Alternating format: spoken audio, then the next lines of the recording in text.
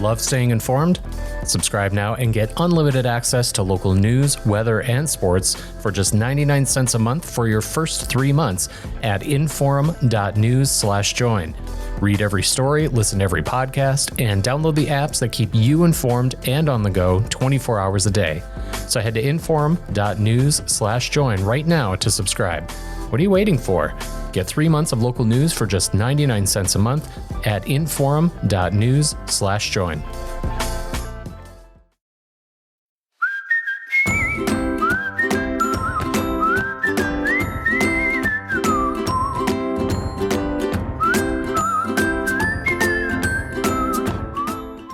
Welcome to Plain Talk. Welcome to Friday. Hey, we're one of the big issues. Well, there were many big issues during the legislative session, and there were many bills related to LGBTQ plus issues. One of them that obviously got a lot of attention was House Bill 1254. Now, this was sponsored by Representative Bill Twite. He's a Republican from Hazen, North Dakota. Obviously, North Dakota. He couldn't serve in the North Dakota legislature if he wasn't from North Dakota.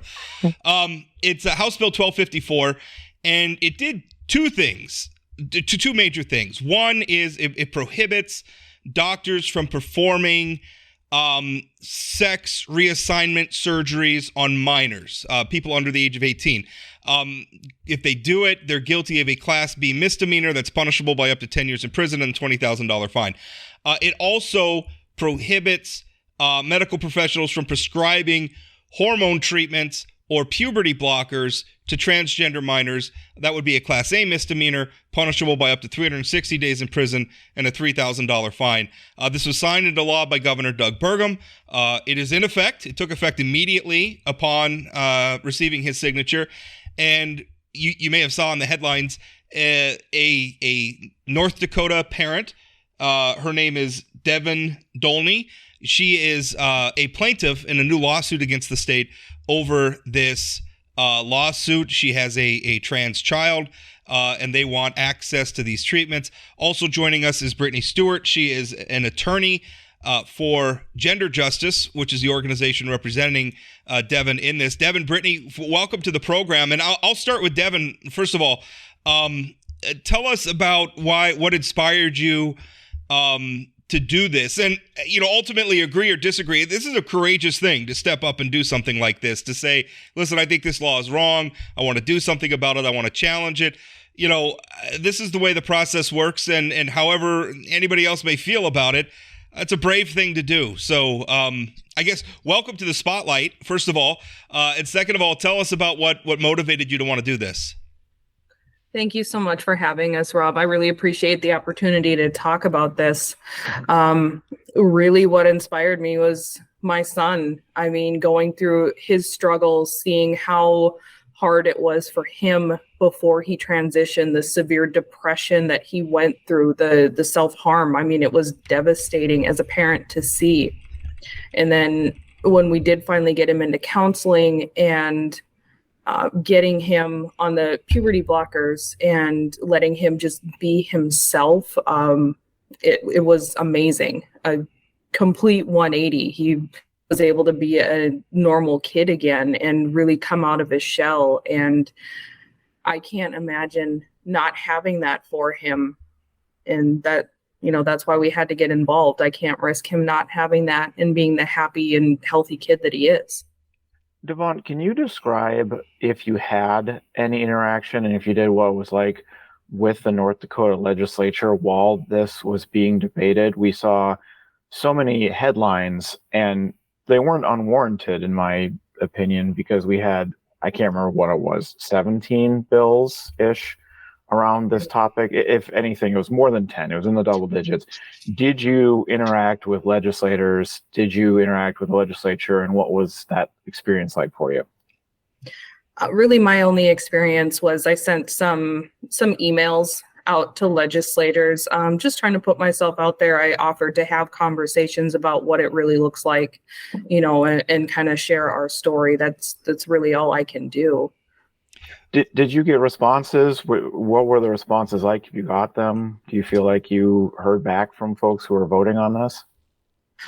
Actually, the only one I heard back from was the legislator in my district, Kyle Davison, and we did email a little bit. I feel like he did listen, but unfortunately, he didn't seem to agree. But that's, at least he gave me a chance. That's what I want, is a conversation. So your senator responded. You didn't receive a response from your House members or anyone else from the legislature, even from the Cass County area? No. Devon, one thing, and I mean, first of all, I want to be clear. Like my position on I want people to live the lives that they want to live, and I want them to be able to live their lives with dignity and respect. Every North Dakotan, every American, every human being, that's what I want. This issue is tough for me, and I know, having, as we were going through it, I talk with state lawmakers all the time. It was really tough for a lot of them.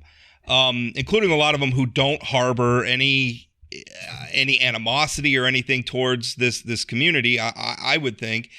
But one thing that they struggle with is that we're talking about treatments for children that could have, lasting, they're making decisions as children that could impact the rest of their lives. And I think for a lot of us, and admittedly, I think every honest person who has this position, who doesn't have a trans person or specifically a trans child in their life, we're on the outside looking in.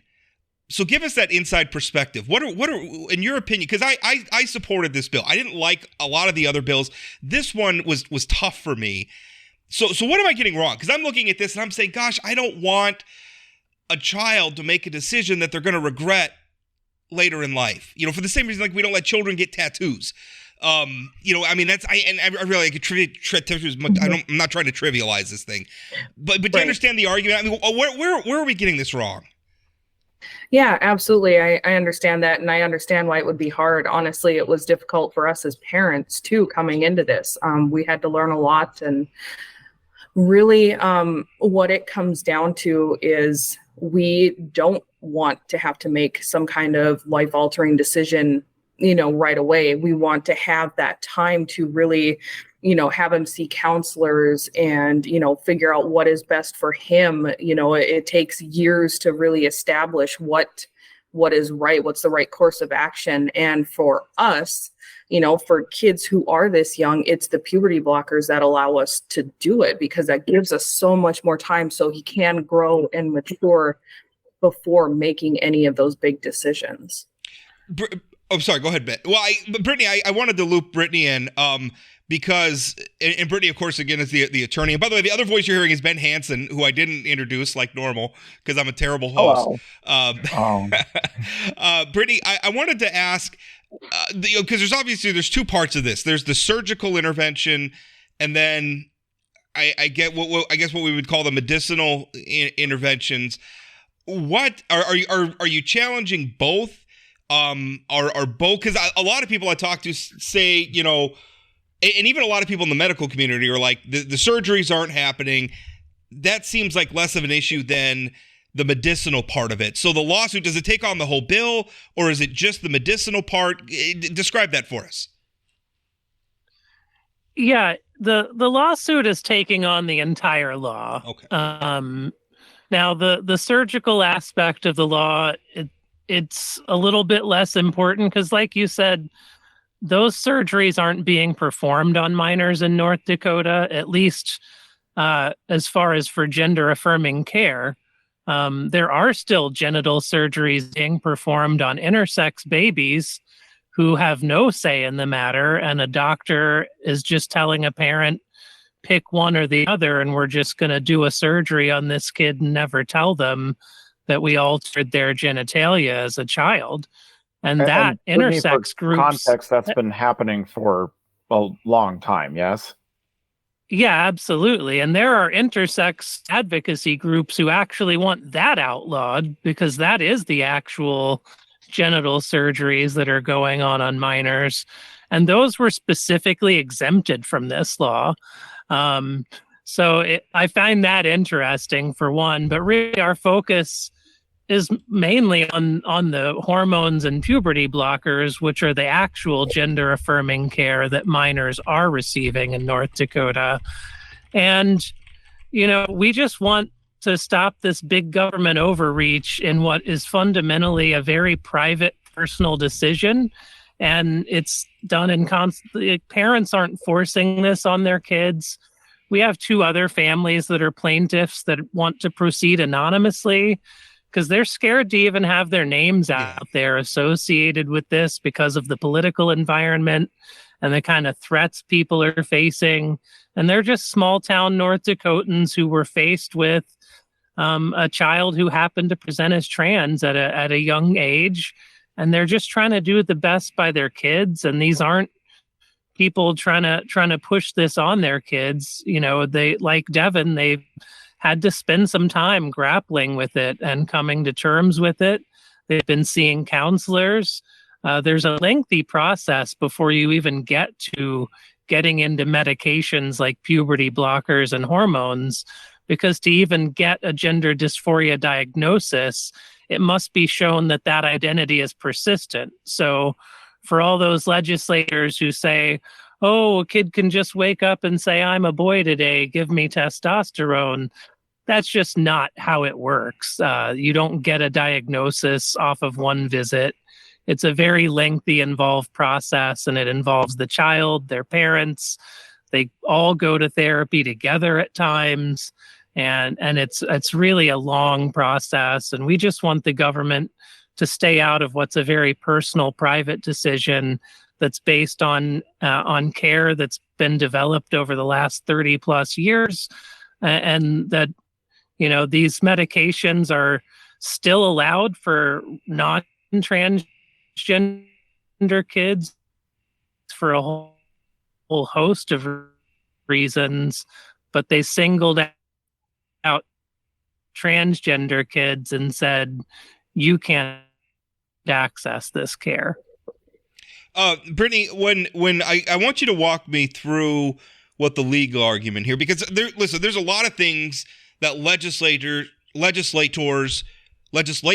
are allowed to do that the people on this call might think are dumb. It's the wrong policy, it's bad policy, it's the wrong, whatever it is, but they're allowed to do it. It's legal to do it. If you file a lawsuit, what you're arguing is the legislature should be prohibited by the judicial branch of government from enacting this law. So what is the legal, I mean, is it a constitutional argument? What is the legal argument?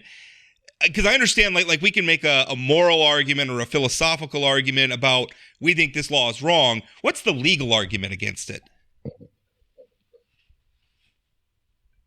The legal argument, first and foremost, it's an equal protection issue. Article 1, Section 9 of the North Dakota Constitution, Section 21 may be the equal protection. There's 3 separate North Dakota constitutional sections we're proceeding under. Equal protection, which I just kind of mentioned in my previous answer, these medications are specifically still allowed for all other kids in North Dakota for a whole host of medical reasons. And transgender kids have been singled out specifically, not because the medications are unsafe, but because they're transgender. Another argument, Article 1, Section 1 of the North Dakota Constitution is kind of your general right to life, liberty, pursuit of happiness, self-determination, personal autonomy. So that's another one that these kids have a right to identify as who they are. And second, that parents under that article have a fundamental right to parent that's been long recognized by the North Dakota Supreme Court, that says broadly, parents have the right to direct the healthcare treatment of their kids, and that's the proper person to be in charge of those decisions, not the government. And then finally, there's some due process arguments relating to the vagueness of the law, the healthcare itself from the doctor perspective. We do have one doctor plaintiff who's arguing that the legacy clause that's supposed to allow treatment to continue for folks who had maybe started treatment prior to the law was drafted in such a vague way that they can't really actually abide by it and had to stop care altogether in North Dakota because it's so vague. They don't know what they can and cannot do. And then second of all, he's arguing that he's being put in an impossible position of either follow my Hippocratic oath of do no harm or follow the law and see this harm my patients because now they're not getting the life-saving care they need.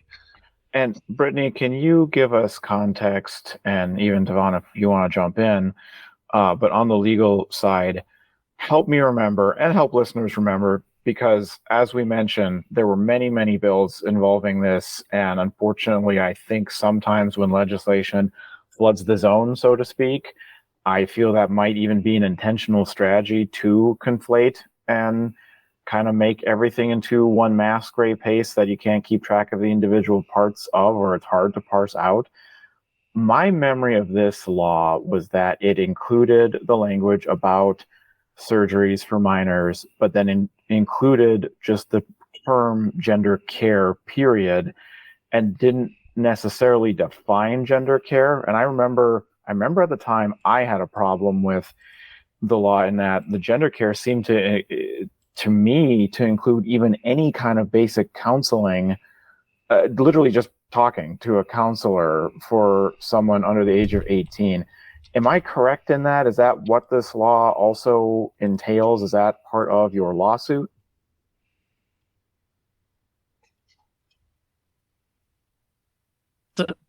So I just pulled up the law specifically to take a look again. It actually does it does specify they're not allowed to prescribe puberty blocking medication to stop normal puberty. They are not allowed to prescribe testosterone to people assigned female at birth. They're not allowed to prescribe estrogen to people assigned male at birth. So it does go into specifying medications not being allowed to even be prescribed for that reason. And it does also mention the surgical aspect, which again, that just wasn't happening in North Dakota anyway. So, Brittany, well, let me, because having listened to your legal argument, let me ask you about something that I believe. I think I know other states have banned it. I think North Dakota has banned it, but conversion therapy, which is basically treatment intended at taking people who are interested in same-sex relationships and making gay people straight, basically. And I think everybody on this call would agree it's nonsense. There are people who believe in it, though, and advocate for it, including people who are in elected office. But our legislature could ban that. And we could ban medical professionals from providing conversion therapy. How is that different than this? I mean, what's distinct? I mean, I think in that instance, everybody on this call would agree the legislature has the authority to do that. If they have the authority to do that, to say to parents, you can't send your kids to conversion therapy, or to say to doctors, you can't do this kind of therapy. If the legislature has that power, why don't they have this power? Well, for one, there's a major difference in those two therapies that we're talking about. Conversion therapy is not considered a good medical practice by any organization of physicians or mental health professionals. And in fact, all of the evidence shows that it's not good care, that it does more harm to patients than good. Isn't that, I mean, that kind of seems like you're saying, well, I like this one, but I don't like this one.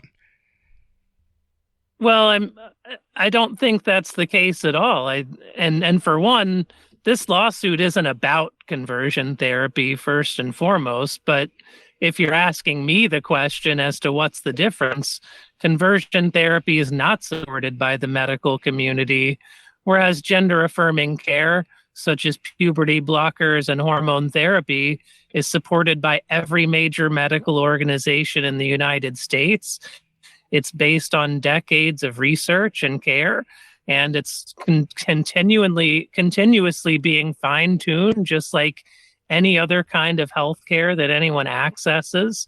And ultimately, the legislature doesn't have a right to get involved in preventing a parent from getting life-saving care for their kids any more than they should be able to outlaw, chemotherapy for kids with cancer, just because chemotherapy carries a bunch of side effects. Brittany, Devon, I'd rather say this now than hear. In my mind, I would think that there'd be people who'd hear or afterwards would ask something like, you've made the point multiple times now that surgeries and surgeries involving genitalia. I'm obviously speaking as an amateur here, both legally and medically, so bear with me. Surgeries are not happening in North Dakota, and I think the response to that, especially from the sponsors of this bill, probably the people who voted for it, would be, well, if it's not happening anyway, what does it even matter that we ban it? And it reminds me of a lot of other things that I could compare it to. But I'd like to hear what I'd like to kick it to Devon here and just hear what is your, kind of your personal thoughts on that, just given the experience you're having and why you're bringing this forward. What would you say to someone who would bring that back to you? Honestly, I would just ask to have a conversation. Like I mentioned before, there just seems to be people hear about gender affirming care, and it seems like that's the first thing they think of, without actually getting to know what gender affirming care, especially for minors, really entails. And I would just ask for a conversation so we can really discuss that and go into it, because honestly, I think people just don't know. I think you make a really good point, Devon. I think one thing that has been missing through all of this is understanding. Let's face it, most of us don't have experience with this, and we're not going to have experience with this. The trans community is relatively small. Most of us don't.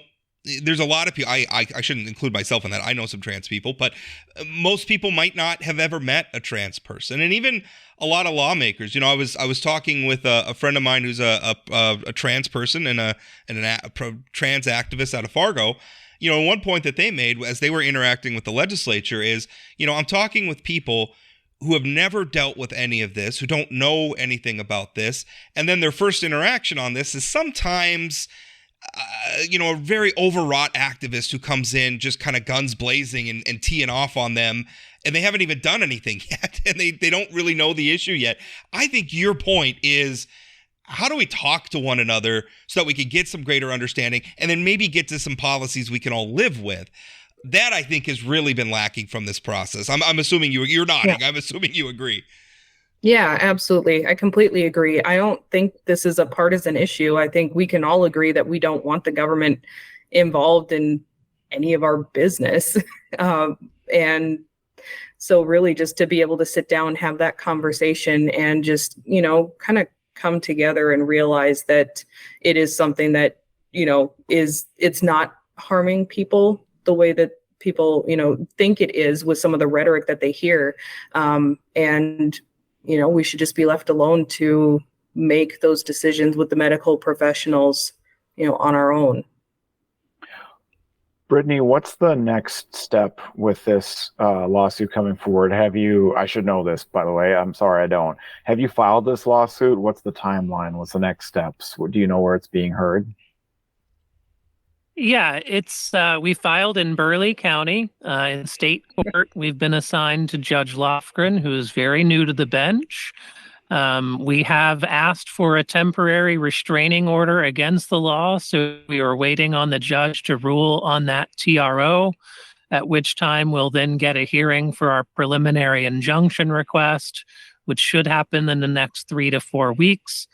And, that's kind of, that would be, if we got that preliminary injunction, then that would just put the law on hold while we're litigating, reopening that access to that care for our parent plaintiffs and other parents and kids in North Dakota who now, some, like one of our plaintiffs lives in Stark County, and they have over a 7-hour round trip to get to their appointments for this care in Moorhead now, and those appointments are only available 2 days a month. So they're very limited in how they can access that care and when they can even talk to their doctor. And Devon, I'm sure, can shed some light on this too. Even though Devon lives just right across the border from Moorhead, Devon and Tate can't just call the doctor up any day and have a question answered. They literally have to wait until the doctor is in that Moorhead office one of those 2 days a month to even get an answer to a simple question on this care. Brittany, in your mind, this last question we've used up almost all the time you folks were kind enough to give us today. Last question: what's the best outcome? Look, I mean, obviously you want the courts to strike down this law, but a lot of times the courts set precedent. I mean, is the idea that the legislature just can't regulate this process at all? We can't set age limits. We can't set standards, because we do that all across the law. I mean, there's all sorts of, we write law about, how doctors are qualified, how they can get their licenses, at what age. Yeah, we set all sorts of law when it comes to medicine. So what would you like the courts to do that I guess accomplishes the goal of striking down this law, but then also preserves the legislature ability to promote best practices to make sure that the people seeking this care are also protected from unscrupulous people? Well, I wish the legislature had focused on best practices, because if they had, they would have found that every major medical organization in the United States supports this as best practice medical care. And, I don't think any of us want there to be doctors taking advantage of kids and families, but that's just not what's going on in this case. There are standards that are passed at a world level where doctors from all around the world came up with these standards of care and spent, years putting this process together to get to what those best practices look like.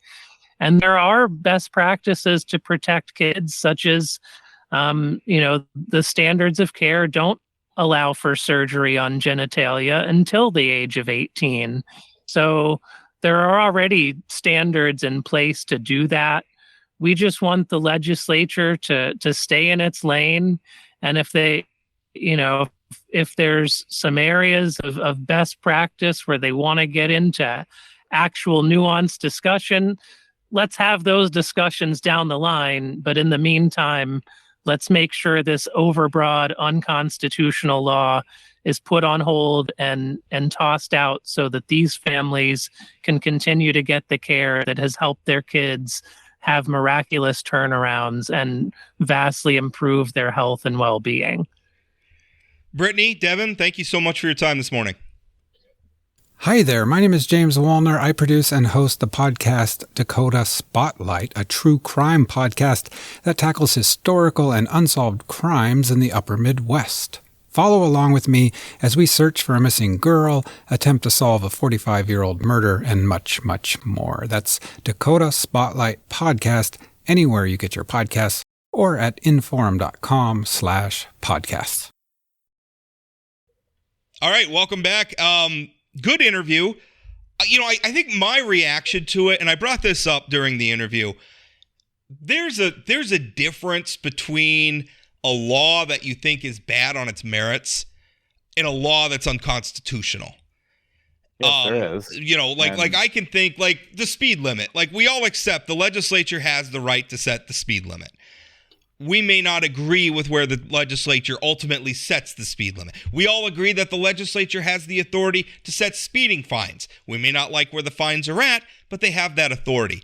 I feel like that's for violent crimes, on and so forth. I feel like that is an important distinction to make here, because I think a lot of people are going to support a lawsuit like this because they don't like the law, and they are understandably tired of the legislature being seemingly obsessed with these sorts of issues, these sorts of culture war issues, and even the motivations for a bill like this. No, I didn't hear anything during that interview that dissuaded me from supporting this bill. But I will admit, I am on the fence about supporting it. I come down in favor of supporting it just because I'm not convinced that we don't have an interest in regulating this. All due respect to parents like Devon, who I think is a mom trying to do her best job for her child. I think I am very uncomfortable with these treatments for children, whether it's certainly surgical intervention and also the medical interventions as well. Well, I have kind of 2 points of, 2 reactions there to both the interview and what you're saying too. I think it's both interesting and pulls some legitimacy. What Brittany, a senior legal advisor with Gender Justice, who's the attorney on this lawsuit, was saying, which was, you didn't ban this medicine for people and for other reasons. We are saying that this is a medical reason to give hormone treatment, for instance. You still have hormone treatment on the books. To her point, the law specifies those things. And you don't just get to pick and choose which part of the law become law. The whole thing becomes law.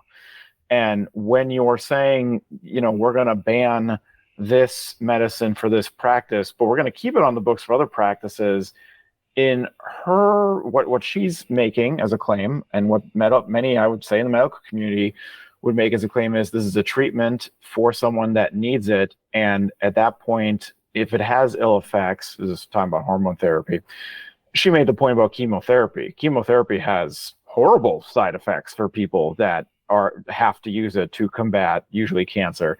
I think it's only cancer. I don't know, whatever. I'm not a medical professional here, but stating the obvious. But we don't ban it just because it can harm people. In fact, it can speed the process to people. Some people dying that otherwise just have a terminal cancer diagnosis, and they give it a try, and oftentimes it fails. We don't ban it because but on the other side, and I can understand the validity of the comparison. In fact, I don't even know if it's a comparison. She's saying, if the medical community is saying that that's necessary, why is the state jumping in and banning it? Does it have any business to do that? And I do have a secondary reaction too, but go ahead. It gets back to an age-old question. Just because there's a reason why we don't live in a technocracy where scientists or like the military, right? The chain of command of the American military ends with a civilian, not somebody in the military. And that's for a reason. The laws about medicine are not necessarily just written by doctors. We don't just have a council of doctors that decides these things. They're decided for a democratic process for good reason. And I don't know that I buy the idea that the government doesn't have this authority. Let's talk about, in another instance, let's talk about pain drugs. OxyContin. We all know what the OxyContin process was.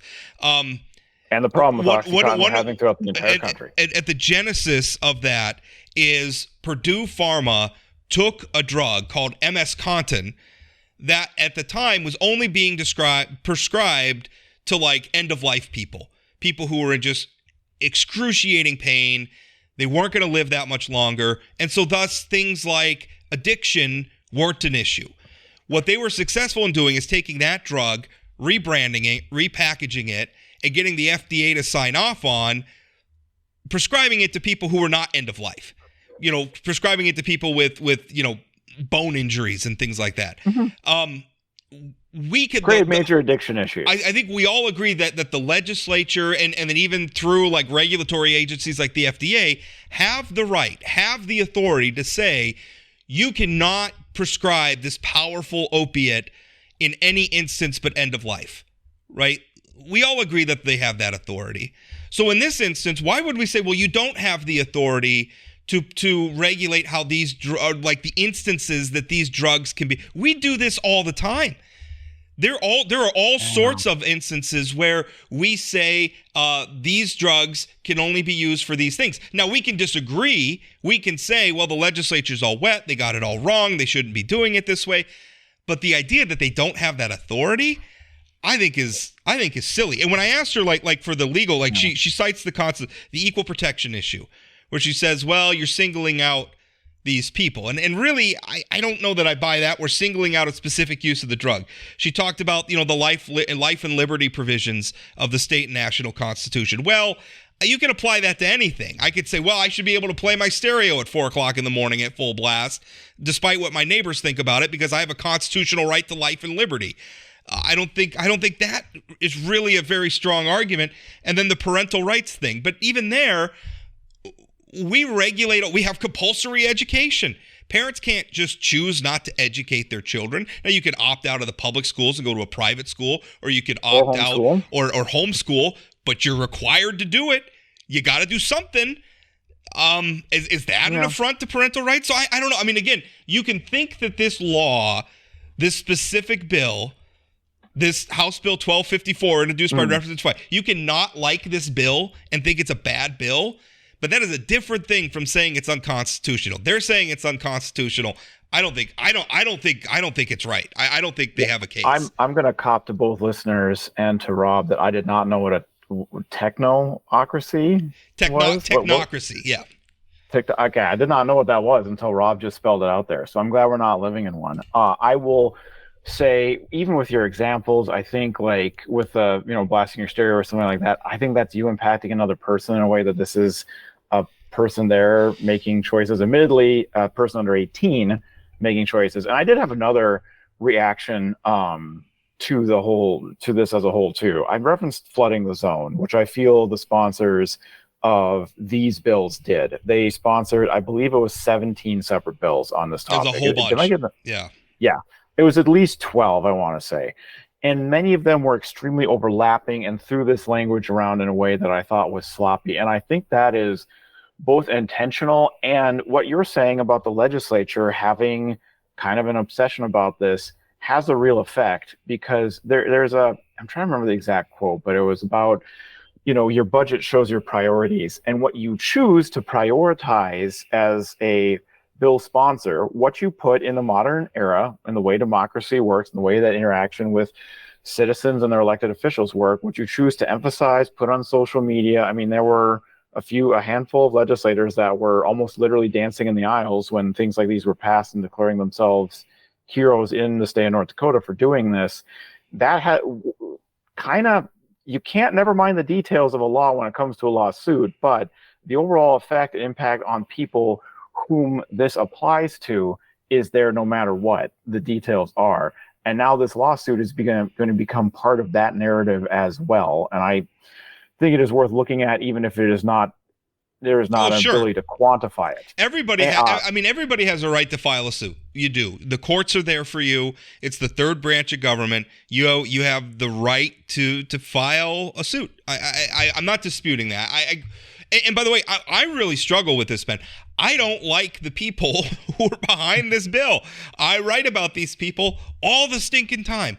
So, I mean, this is me trying to be principled, right? Like, I don't like their motivations, because I think in a lot of ways they're just motivated. They're just trying to make life difficult for trans people because they think they're weird, or they think they just don't like them. They think they're icky, and it hurts my heart. I hate that motivation. But I can't like decouple that from the intellectual reality, to my mind, that the legislature has this authority and should have this authority, and B, I'm still uncomfortable with the idea that you can allow a minor to take drugs that could sterilize them and not have them be able to have children later in life. That's a big decision to make. That's much bigger than like a tattoo or something. I mean, we don't let 13-year-olds drive. We don't let them vote. We don't let them buy alcohol or tobacco, but we're going to let them make that decision, obviously with their parents. But, there are pushbacks on all those things, especially on alcohol and tobacco, because those are two products that are bad for you. They would say gender affirming care is very good for the mental health of their children. Those are, two separate categories. I understand. And no one's saying tobacco or alcohol are good for you either, and that's not your point. But, we don't allow you. Voting's good for you, but we don't let children do that because they're children, and we say they can't exercise enough judgment to be allowed to vote. I don't know. I've seen what voting does. I'm on the fence on it. Just a joke, everybody. I do want to bring up another point. Sure. Devon I asked Devon this, and I don't even know if it was fair to her, and I don't even know if she goes by her, but I asked, when the sponsors of this bill, I am assuming that they are not here to speak right now, would respond to the point if these surgeries, with permanent effects are not happening in the state to those under the age of 18, what does it matter if we, codify it into law? Now, I actually do have a problem with my own hypothetical question that I wasn't going to get into with her because it's not fair to her. But as a legislator, there was bill after bill on topic after topic with things like this. Minimum wage is a really obvious one. Unions and other groups that thought that minimum wage should be increased from the $75 per hour it's set at federally would advocate for bills, and people would sponsor bills coming in, and the usual pushback was this is a burden on usually small businesses, and besides, starting wage to work at Papa John's in North Dakota right now is $13 an hour. So we don't need this. To which the natural response was, well, my God, if it's $13 an hour, what in the world does it matter if we raise it to 10? This regulation will whistle right past your business. And that was never a good enough reason not to stop that bill. But now some of the same people that would make that argument are saying, no, I know it's not happening in a state, but I need it to be on the books. I need it to be there. And I find that inconsistency disingenuous. It will not persuade anyone, but I'll still say it because it's inconsistent. Yeah, I mean, raising the minimum wage is still going to impact businesses, even if most businesses are paying well above the minimum wage. I don't know that it's an either or. I mean, one thing I think that kind of undermines that argument that you're saying is, she was talking about, well, doctors set standards and stuff, so we don't really need the legislature to do this. But she said one of the standards that they set is they're not going to perform the surgeries on children under the age of 18. So, I mean, if that's the standard that the doctors are setting, then what's the problem with codifying it in law? And she did acknowledge that the surgical part of it, although they are challenging the whole law, she did acknowledge that the surgical part of it was less important. But is it the case that you could only challenge the whole law, though? I wouldn't think you could just form a lawsuit for individual parts of a law. Sure, maybe again, legal amateur over here. The thing is, we're talking about this in the context of the bill. Once it's in the law, it's part of the North Dakota Century Code. So certainly you can challenge any section of the Century Code. They could have narrowed it down and challenged only part of it. Anyway. Okay. Well, gosh darn it, there was another point that I wanted to make. Oh, sorry. Because again, I do really feel like we do need more understanding on this, and I wish people would do this. And this is something my friend that I mentioned during it is Faye Seidler, who does a lot of work on like suicide prevention, but she's trans. She's a pretty outspoken advocate. Her and I have struck up a very good dialogue. We spend a lot of time emailing back and forth, and I'm learning, from her and trying to understand this. And I feel like she's learning from me too. One of the things I said is if you go in guns blazing on these lawmakers, whoever, and you're trying to reach them and turn their heads on an issue, like just assuming that they're big, and not that Faye was doing this, but just assuming that they were bigots or whatever is not the right way to do it. Like if you come out guns blazing and say, well, this person's obviously our enemy because they're a Republican and obviously they're going to vote against this bill, you're not going to reach any sort of an understanding. There's a lot of good-hearted people in the legislature who are just really struggling with these issues. And I think I don't think they're all motivated. I think some of them are, but not all of them, anywhere approaching a majority of them, I think are motivated by animus. I think they're trying to make their best decision based on their knowledge now. So if you want to change that, you need to talk with them.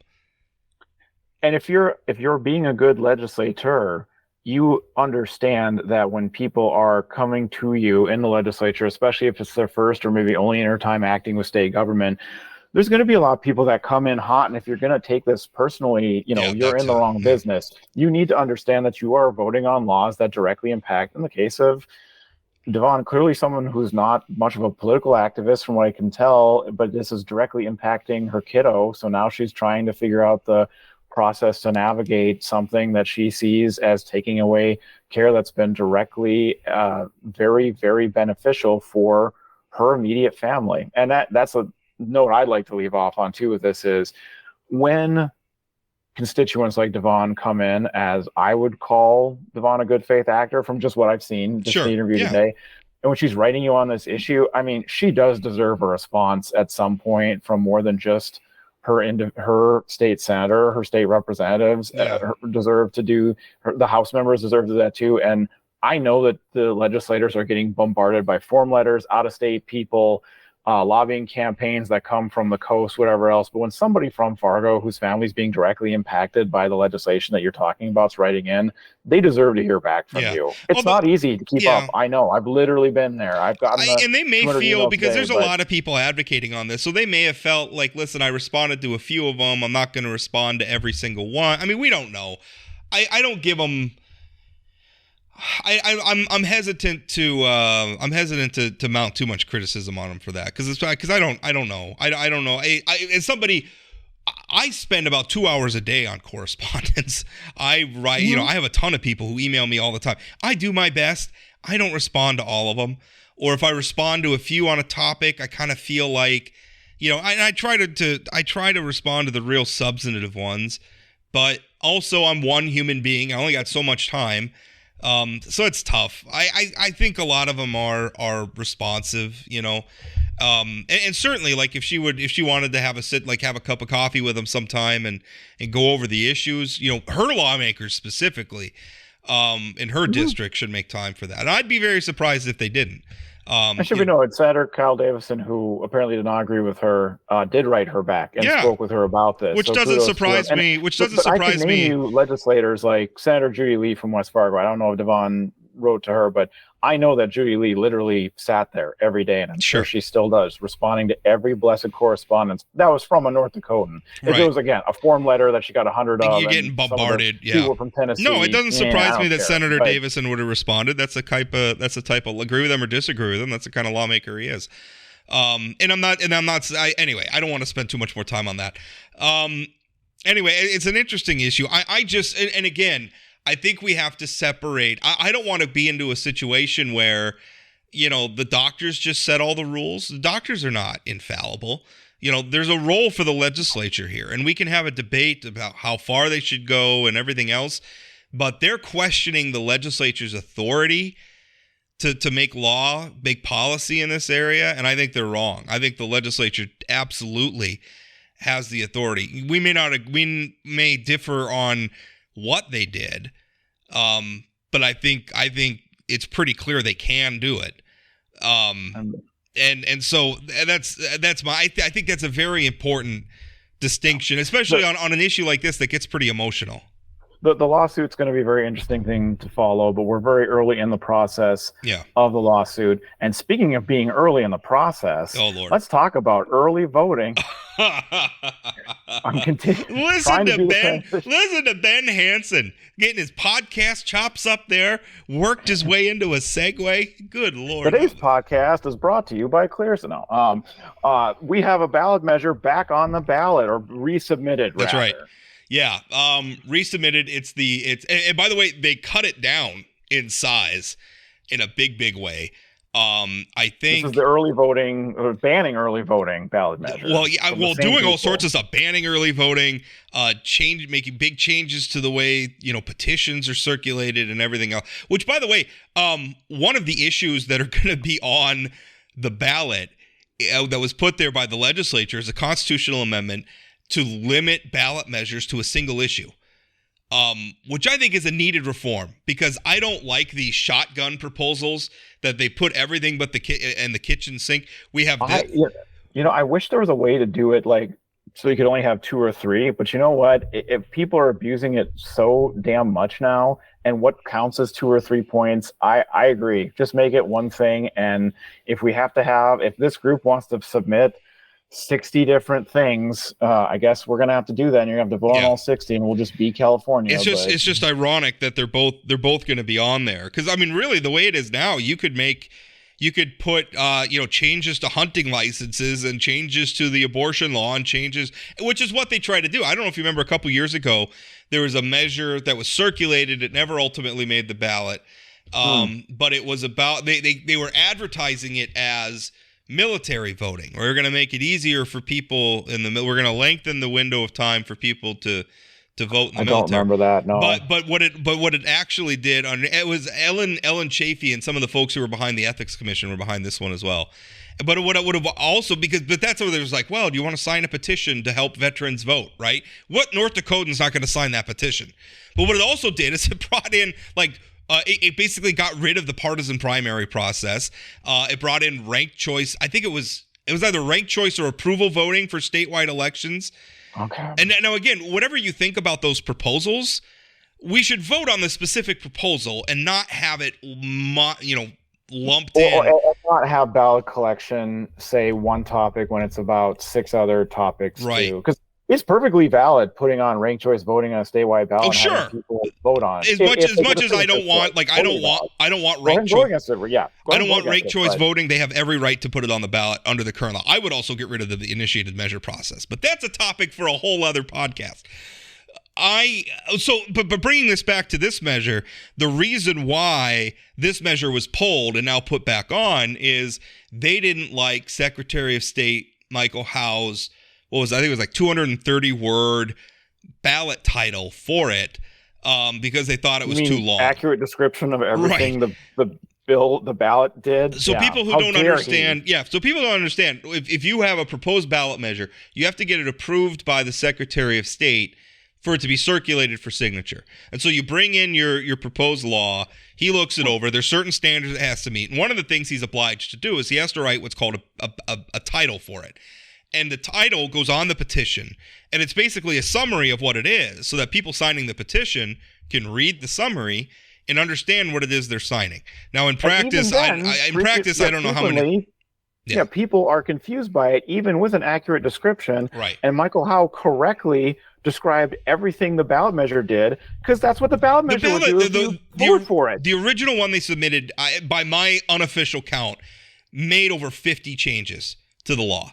The new one, I mean, and it was everything. It was petition circulators couldn't be held accountable for any crime.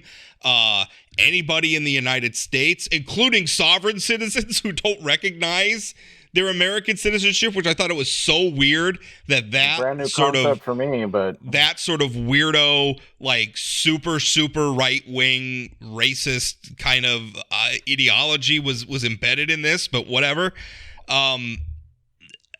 About the sovereign citizen specifically racist, there's just a lot of racists who are in the sovereign citizen. Sovereign citizen is a whole thing you should Google and learn about. What, by the way, has an ugly history in North Dakota. That was Gordon Call's thing, if you know who Gordon Call is. Yeah, that's not great. So what are we down to now in this ballot measure? So what we're down to is there's still a lot of things in there. And hold up, now I'm going to pull up my list, which I should have had up, and then I didn't have up. But there's still about 20 changes to the law. It still includes the counting of ballots shall be administered by a duly elected auditor. That seems to be a really important thing, because like a county auditor is, basically oversees, and they count the results at the county level, and then everything gets forwarded up to the state.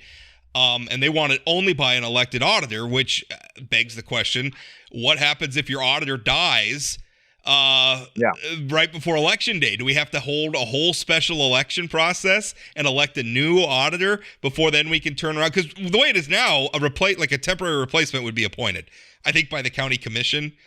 I think that's right. I am not certain. I think that's right. Anyway, suffice it to say there's an appointment process, so that the election, if this measure passes, we would have to pause the certification of our statewide election, hold a special election, which, by the way, is a process that takes months, because you have to allow time. And lots of taxpayer dollars. You have to allow time for candidates to put their name in. You have to allow time for them to campaign and everything else. So you have to hold a whole special election, get that result, which, by the way, that's another thing. If you're holding, if the current auditor died, I just thought of this, Ben. Think about this. If your county auditor dies, and now you have to hold a special election to replace that county auditor, Who certifies the results for the county election to replace the auditor? I don't know. I mean, it just overwhelmingly it could create the system's not broke, and you're really trying to fix it. I would love to have one of the sponsors of this initiated ballot measure to come on and interview and talk to you about these things. Yeah, I'd love to hear. Well, I would love to get him on. I just. That's not a facetious comment. I hope they accept an invitation. I hope they do too. But by the way, I'm not like I think this creates a glitch in the matrix where. Like if a county auditor were to die, how could you ever certify the election to elect a new auditor if the sitting auditor is dead and or somehow incapacitated and can't work? The other thing is we're not allowed to use unsupervised public drop boxes to collect ballots, which I don't know. The measure continues to allow absentee voting, and the last time I checked, mailboxes are drop boxes, so I don't know how that's going to work. All voting will be completed on election day. Early voting is prohibited.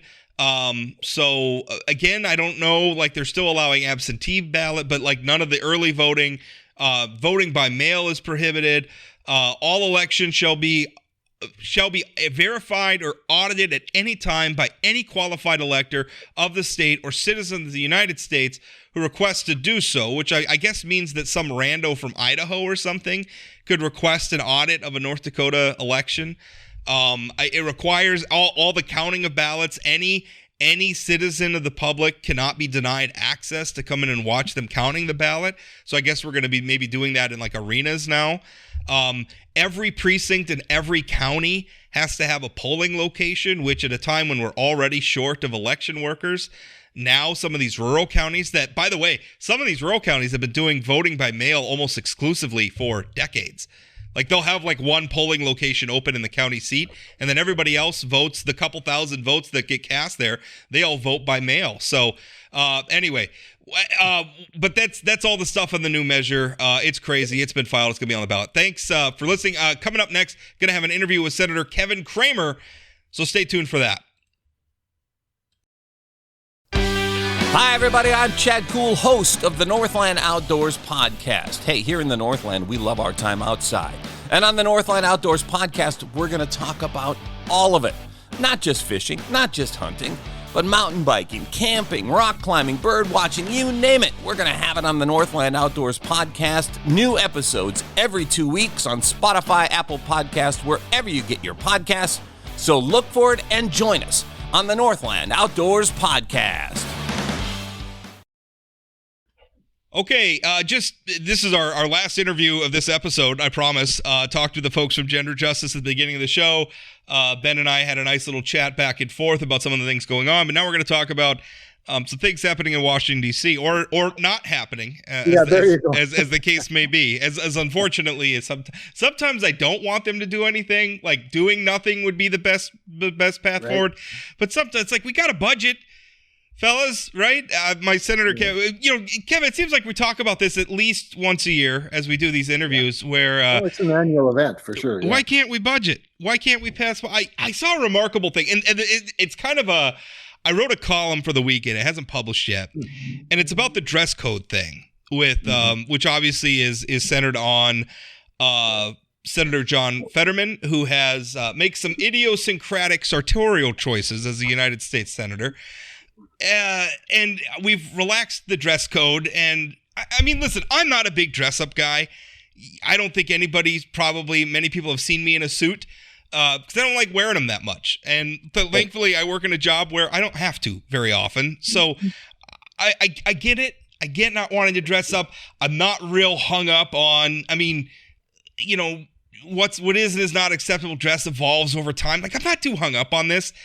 I think the one thing that bothers me is how hung up we get on it. First of all, when, we haven't, the federal government hasn't finished the appropriation process on time, but I think 4 times in the last 50 years. It's ridiculous. So you could all dress like clowns for all I care if you just get the job done. But then the other thing is, the thing that kind of bothers me with Senator Fetterman is I kind of feel like he's wearing a costume.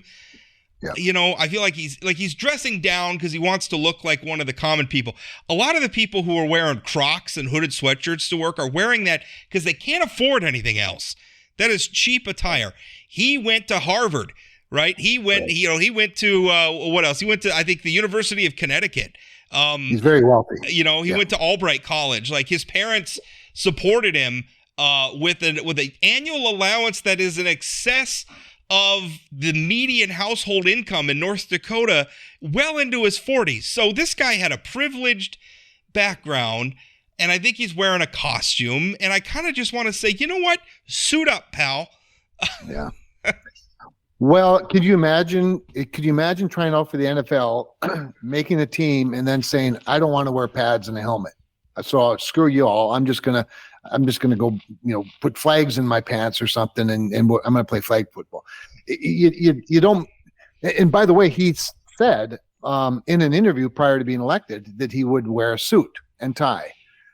He got coddled early on, Rob. Really, really coddled. I mean, to the point of ridiculous coddling, and didn't really stand up to it. And so Chuck Schumer decided to accommodate him, much like people in office buildings all around America are doing today, in terms of trying to get people to come back to work from home, because they got so good at working from home, or not working from home, but getting paid, particularly in the federal government, that it didn't take long for people to say, pound sand, I'm going to do whatever I want. And, and I just think it is a very slippery slope. And it's not just about the fashion statement, although I think you're right. I think in his case, it's a costume. It's not a uniform. Some people accuse the men in the Congress of wearing uniforms, the dark suits and red ties. And we used to have, I guess, white wigs before I got there.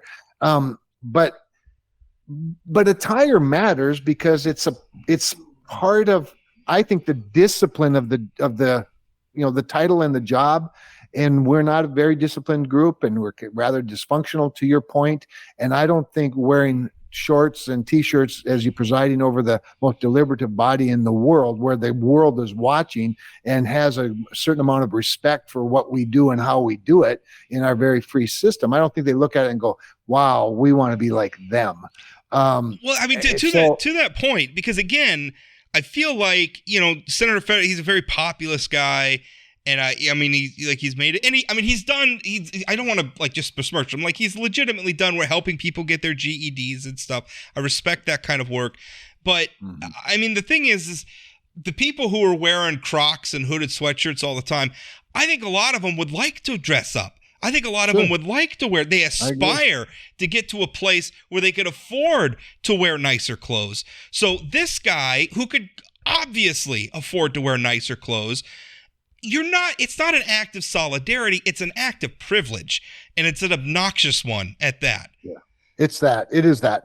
I mean, we probably don't want to spend the whole show doing this, but when I was in the House, Martha McSally, you all might remember Representative Martha McSally, who became Senator Martha McSally after an appointment, after losing a race for the Senate. She went to the House floor and objected to the rule that women couldn't be sleeveless on the House floor.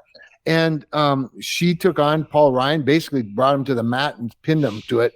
And the rules were relaxed so that women could go sleeveless on the House floor. Now, no male had ever challenged the rules of a suit and tie or a coat and tie. Martha, however, while she was in the Air Force, the first female commander of a fighter squadron, she flew the A-10 fighter jets. She sued at that time the Secretary of Defense because she was in, I think it was Kuwait, and was required to wear a burqa. She sued Donald Rumsfeld and won the right to not have to wear burqa. I agree with her on that one, because we're there defending them. We shouldn't have to necessarily adhere to their everything. When we went over to the Senate, Martha came over at the same time as Kirsten Sinema, both of them from Arizona. And we all know, that Senator Sinema is independent, literally now. She's no longer a Democrat, but wears some pretty colorful, shall we say, dresses and things on the floor. So there's been a little bit of a trend in the last 10 years already of relaxation of the rules. This is the first time it's come from a male, and this isn't just a trend. This is in my view, just an over-the-top expression of disrespect. It's sort of like giving a middle finger to Chuck Schumer and saying, I'm going to do it anyway, so you can either change the rules or I'm just going to keep doing it. Here, we are where we are. I'm quite certain that if Republicans take control, we'll make it a rule to wear suit and tie. Yeah. And again, I don't care. Maybe we should make it a rule that everyone has to dress up like Bozo if you don't pass the budget on time. Maybe that should be the rule. That might have all kinds of positive ramifications. Yeah, you never know. Speaking of which, we're watching, and it's funny that you mentioned like John Fetterman, kind of this populist intransigence, like I'm going to do whatever I want, and to heck with leadership.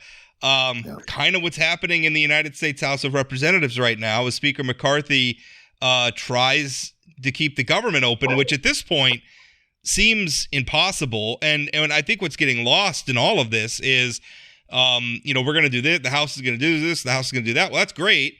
What's going to happen to it when it gets to the Senate? Like, is nobody thinking about this, that there's this whole other chamber that's got to sign off on what you guys are doing? Yeah.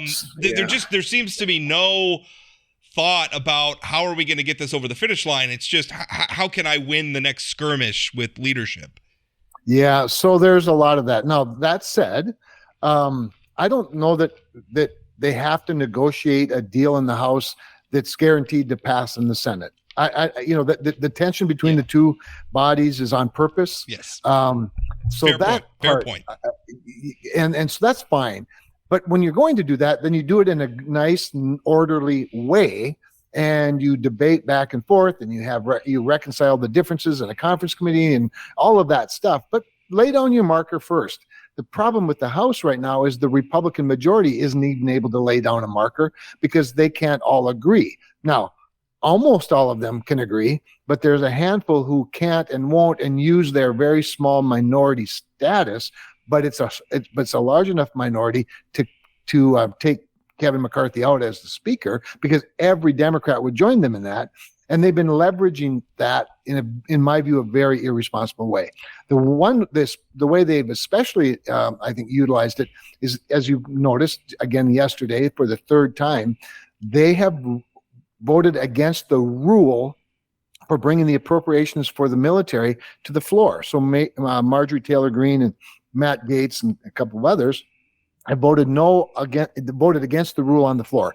Just to give people a sense of what that means, that would be like if you were on a baseball team, if there were three of you on a baseball team and your team was ahead by 1 run in the bottom of the ninth, and the other team hit a ground ball to you as the pitcher, and you threw it into the stands and let that person run all the way around and score. It's literally handing power over to the other party, something that never happened once in my 6 years in the House.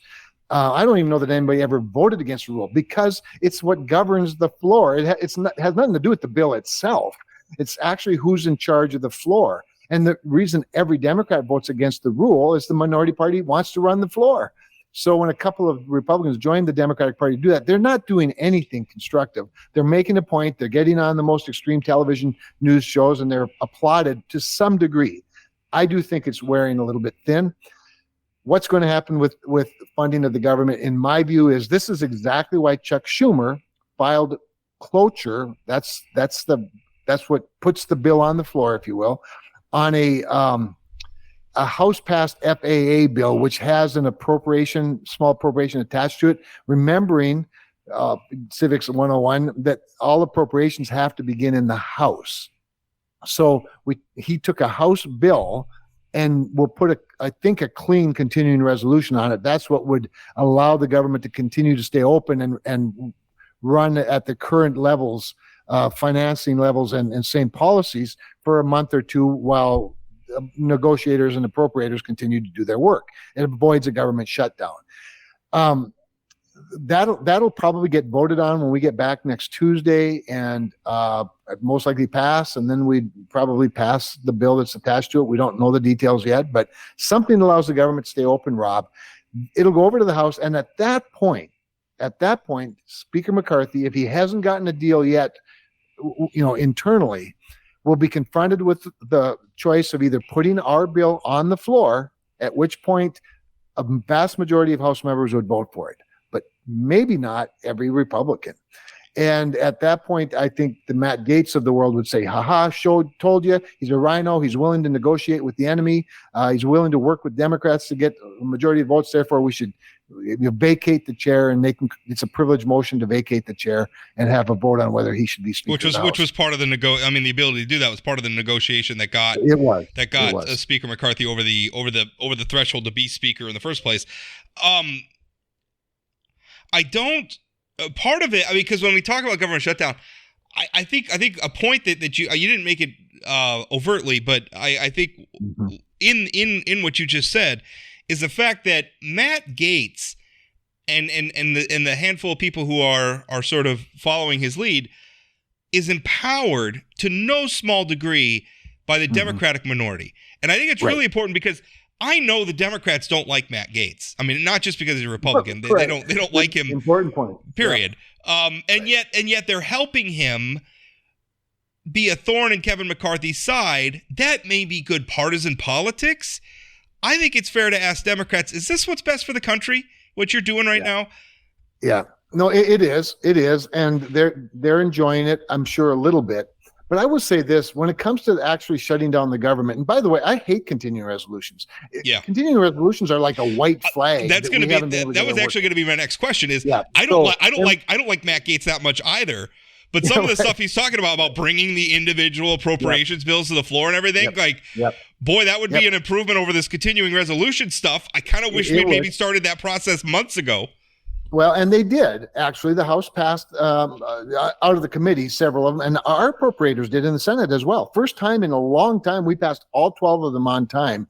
But but none of them have passed the floor. The House passed one, send it over to us. We're on it right now. So there's been a little functionality, actually. The problem now is the CR, and Matt Gaetz has a relevant point, but when you hold up the appropriations for the military on purpose, the reason that the speaker hasn't brought appropriations bills to the floor is because these guys want to kill them, not pass them. And they're not willing to recognize that a 4-member majority is not much of a governing majority, especially when they're in the minority in the Senate. And that's where some pragmatism has to come into play. And you can't just simply kill your bills and then blame Kevin McCarthy for not bringing them to the floor. Or, I mean, if the standard is I need an appropriation bill that is every single thing that I want it to be, and that's how many times in American history has any party or faction or caucus ever had the power to do that? It is never. Never. And by the way, it's certainly never happened for Republicans. Not since the United States senators have been popularly elected have the Republicans had more than 55 senators. And it requires 60 to get whatever you want. So we've never, even when we had a Republican president, Republican House, we've never had more than 55 Republican senators. The Democrats do have that occasionally. Barack Obama had it for a short time, which is how we got Obamacare. And so, and even that was a lift. So the problem with that, and I think in many respects, it goes back a little bit to the lack of decorum that's being promoted by John Fetterman.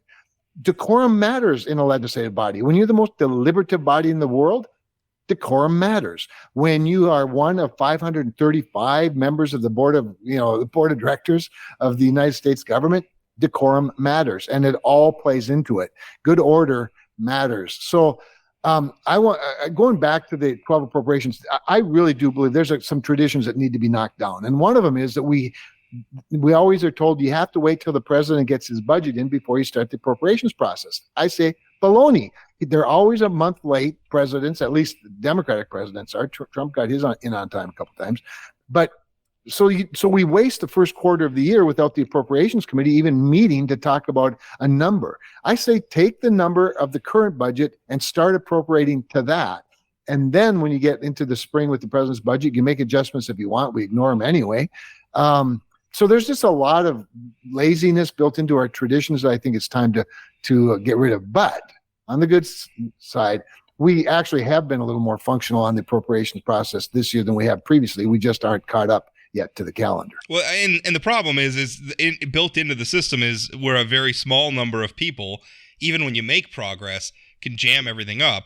That's right. Through whether it's procedural things or whatever. Your comments about decorum, I thought, not that I want to go down the road of another litigation of Donald Trump, but I mean, if we're gonna blame John Fetterman for promoting a lack of decorum, then I think we have to talk about, Trumpism too, which does not help either. If we want to talk about decorum. Yeah. Well, and Donald Trump came into the presidency thinking that being the president meant that everyone was going to do what you told them to do, and I think that that was a harder lesson for him to learn than might have been for some people who are more experienced at the art of it. However, that said, Nancy Pelosi also filed a impeachment inquiry based on a phone call that is currently looking more and more like the current president will be impeached over. Well, that's kind of the problem. We've lost our compass, and as a consequence of that, though, we are a reflection of the public that's also equally divided and upset and fairly radical in some respects. I don't know if it's going to be a leader that comes along that unites us, or if it's going to be a movement from the church or the grassroots that's going to unite us. I'm worried it's going to take some pain. I'm worried it's going to take like a wake up call, like something is going to, because Americans are very pampered. I mean, we've lived with such stability and such affluence for so long. I'm worried that something is gonna have to share, and I'm not rooting for it. I don't want anybody to hurt, but I'm afraid that's what it's gonna take to wake people out of their torpor and say we have to be better than this, because we got to where we are through the leadership of a lot of people who are better than this. And I've been a pretty hardcore partisan. I was a former party chairman, and I can take them on with the best of them. But this last session that we wrapped up. Now we're in the first year of the third session since I've been in the Senate. My ratings with the conservative groups was from 82 to 92%, depending on which one, whether it's Heritage or American Conservative Union. I've won all kinds of awards, but I also won as the only Republican, the Bipartisan Policy Center's Legislative Action Award for being the one Republican senator that demonstrated bipartisanship. My point in saying that is, what I worry about is that we as negotiators, as legislators, as statesmen, don't reflect it very well and don't talk to our constituents enough about it. So we tend to gravitate to the lowest common denominator as well. This is a rut that we find ourselves getting in today's politics. So you may be right. It may be some pain. It may be an attack on our homeland again.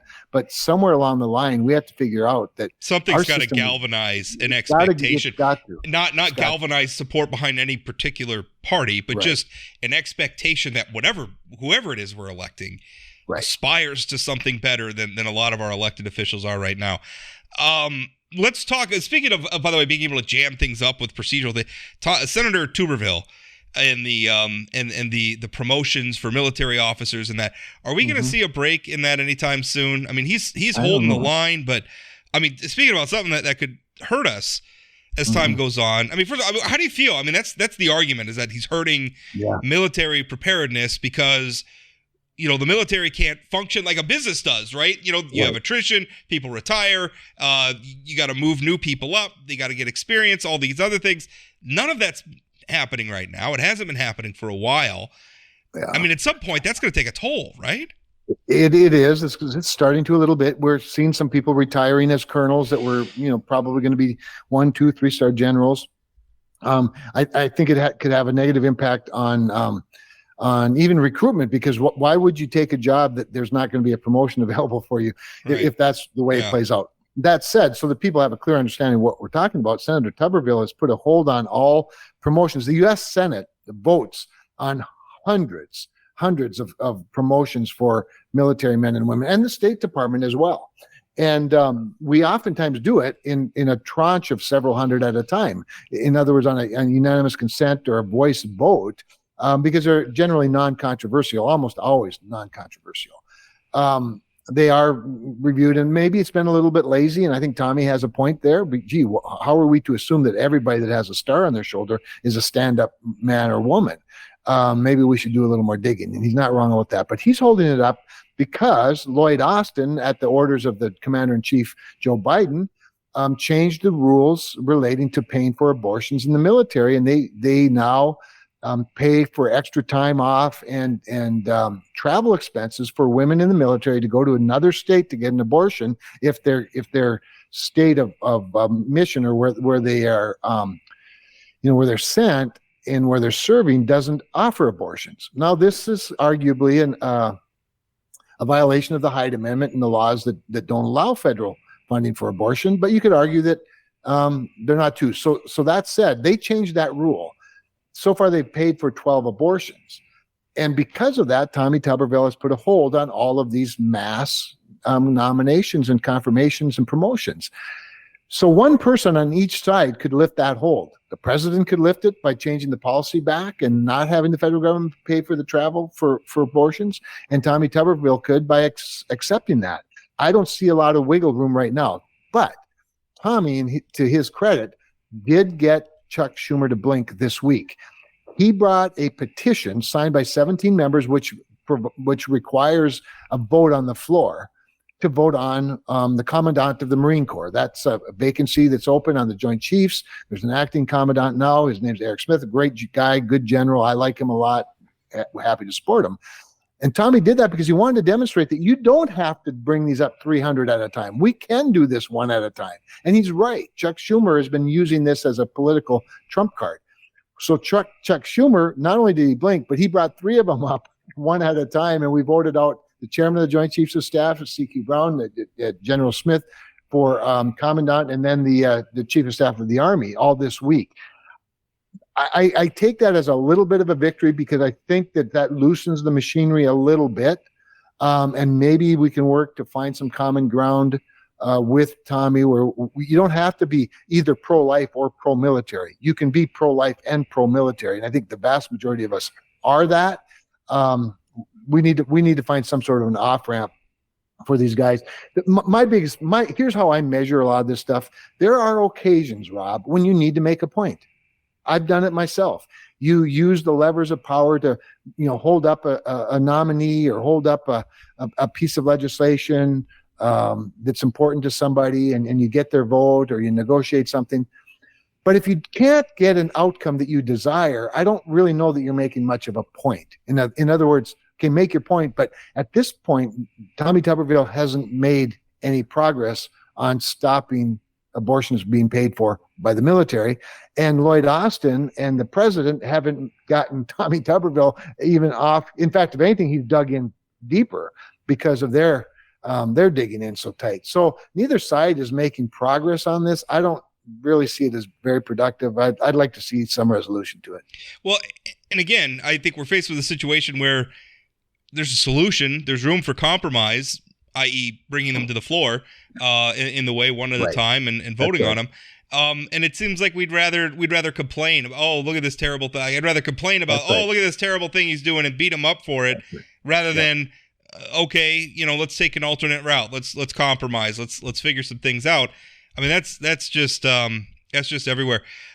Speaking of the abortion issue, former President Trump has sort of ignited some anger among pro-life people over his comments about abortion, and I mean he's being critical of a primary opponent, Ron DeSantis, but saying during a Meet the Press interview that essentially the 6-week abortion ban that he signed into law in the state of Florida was a terrible thing, and it was interesting to me because he wasn't even going beyond making a political argument, because I think you can make a political argument at times where this isn't the right. I mean, even ardently pro-life people can understand.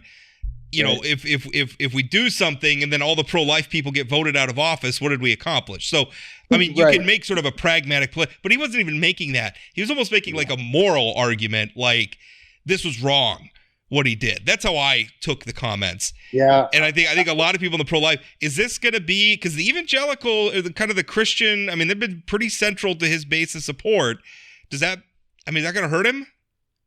It did for a while, for sure. I think he's tried to recover, and I think probably has to some degree, taking credit rightfully for the Dobbs decision with the 3 members of the Supreme Court that he appointed and nominated.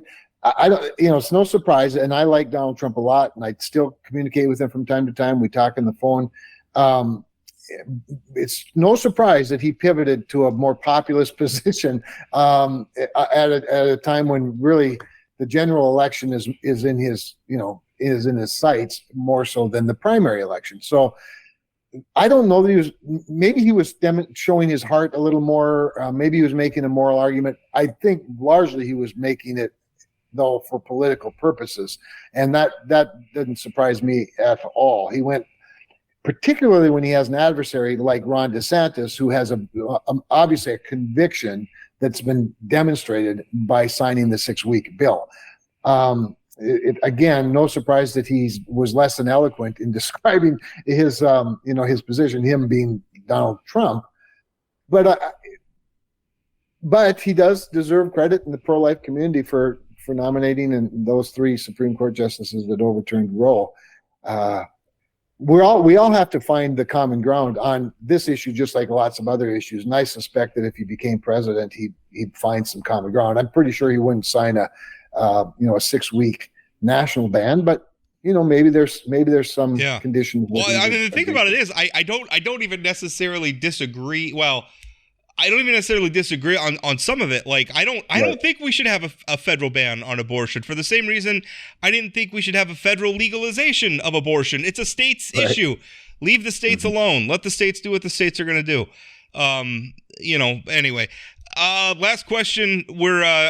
Trump prohibitively ahead in the polls. I mean, he's up at or around 60%, depending on what poll you look. Is the primary over at this point? Well, I don't see how you stop him from becoming the nominee. I mean, when he said, maybe you and I talked about this, but when he said, I'm one indictment away from victory, he wasn't kidding. And I think it sort of proved to be right. That's when he surged one more time when he got his 4th indictment. I doubt that the conviction changes it much. I've seen some polling as recently as today where he loses a point or 2 in polling if he's convicted in the general election. But I don't think it hurts him among the Republicans. Obviously, I've been covering the prime, like, Governor Burgum's there, and it's like, sure. Nikki Haley moved up a few points, and it's like, okay, but they're all fighting in this minority, space over here. They're all squabbling. They're all squabbling over 40% of the vote. Like, right. That's right. I don't know. Well, it is what it is.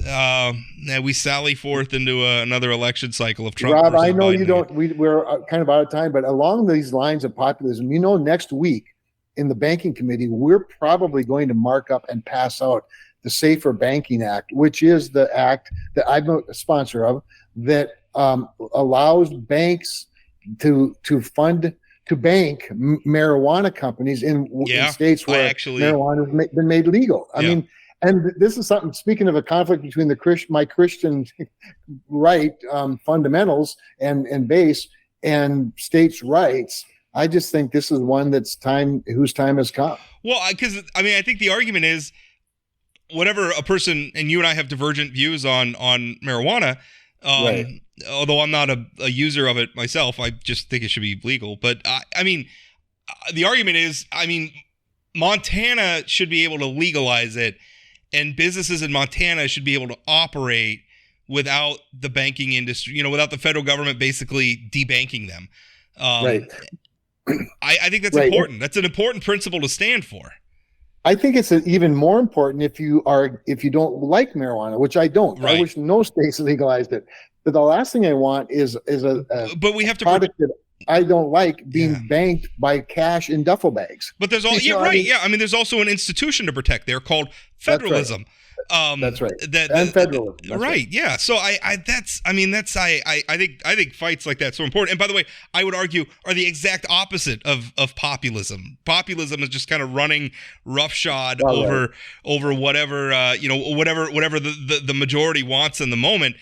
Things like federalism are really in a lot of ways anti-populist institutions. Yeah, no, you're right. In libertarianism, although they have all become conflated, have they not? It's become more about the personalities and you don't know. Well, I mean, obviously, how difficult it is at times to write about the things that are going on in North Dakota politics and just the nomenclature of what do I call these people, right? Well, they're conservatives. Are they conservative? I don't know anymore. What does conservative mean anymore? What's a libertarian? Right. Well, libertarian's kind of somebody who's not a Democrat that a Republican doesn't like, right? I mean, that's kind of, I don't know. It's really, really hard just finding the right words for it. And who can describe what a Bastiat is who didn't study French, economics? Yeah, I don't know that Frederick Bastiat would have been a Bastiat, so I don't know. Yeah, right. Anyway, all right. Well, Kevin, thanks so much for your time as always. Appreciate it. Always a pleasure. Thanks, Rob.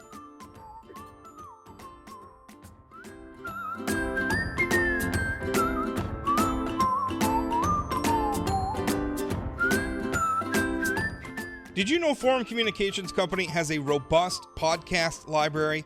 At inforum.com/podcasts, we have everything from politics, sports, true crime, outdoor adventure, and more. Visit inforum.com/podcasts and explore them all today.